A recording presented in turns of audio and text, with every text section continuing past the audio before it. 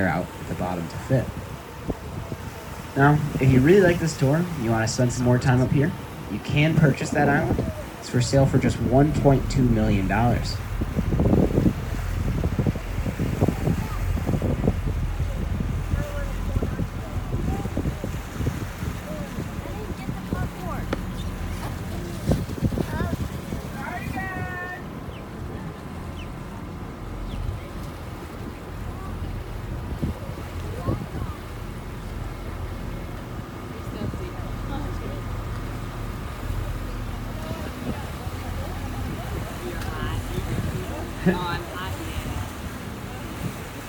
As we make this turn, if you look to the left, you'll actually see Comfort Island with Comfort Lodge on it.